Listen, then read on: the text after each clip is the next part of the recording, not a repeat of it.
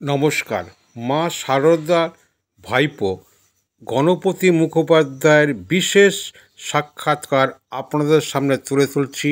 এখন নজর ENC Bangla channel থেকে আমি ডাক্তার সঞ্জয় সেন আপনাদের সামনে।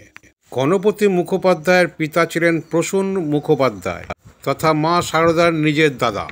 তারই সুযোগ্য পুত্র গণপতি মুখোপাধ্যায়ের নাতি বিশিষ্ট আইনজীবী তথা সমাজসেবী চন্দননগরের হুগলি জেলার পালপাড়া নিবাসী উজ্জ্বল চক্রবর্তীর কাছে বেশ কিছু তথ্য আমরা এর আগে আপনাদের সামনে তুলে ধরেছিলাম।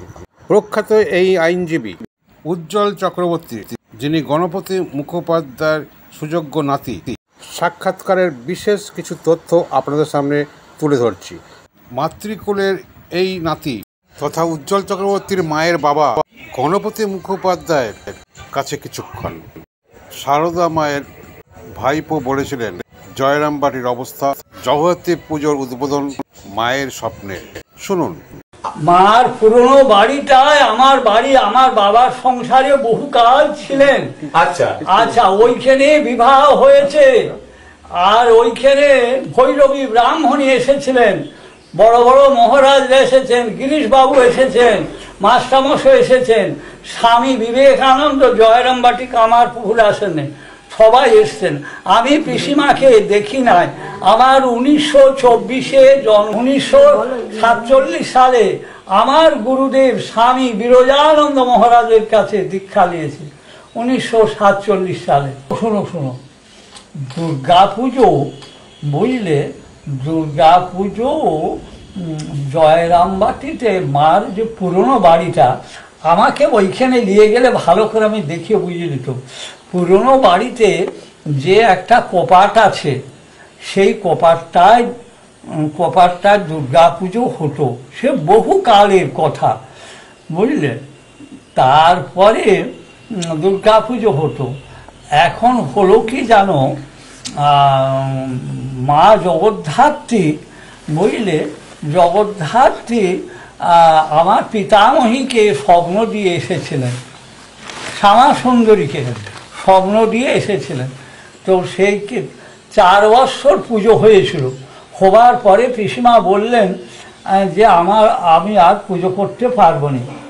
তখন মা স্বপ্নে দেখা দিয়ে বললে যে স্বপ্নে দিয়ে তুমি যদি না পুজো করো তাহলে আমি অন্য জায়গায় চলে যাব। তখন বললে না আমি পুজো করব বুঝলে। তখন ওই জগদ্ধাত্রী পুজো হলো। জগদ্ধাত্রী পুজোর বুঝলে আমরা 3 ঘরে 12 বিঘে জমি আছে, আমরা 15 মণ ধান দিই, আর পিসিমায়ের নামে সংকল্প হয়, পুজো হয়, আর সমস্ত কর্তৃত্বের ভাব বেলুড় মঠের উপরে দেওয়া আছে। আর আমাদের জমি জায়গা আমার আছে, আমার কাছে দলিল কাগজপত্র আছে, তোমাদেরকে দেখাতেও পারি। মায়ের ব্যবহৃত আসন, মা এই আসনে প্রত্যহ বসতেন, জপ করতেন। এই আসনে বসে মা জপ করতেন। এটি শ্বেত পাথরের গ্লাস, মা এই গ্লাসে জল খেতেন। এটি মায়ের ব্যবহৃত সেই গ্লাস। এবং এটি হলো মায়ের, এটা হলো মায়ের ব্যবহৃত থালা। এই থালায় মা খাবার খেতেন।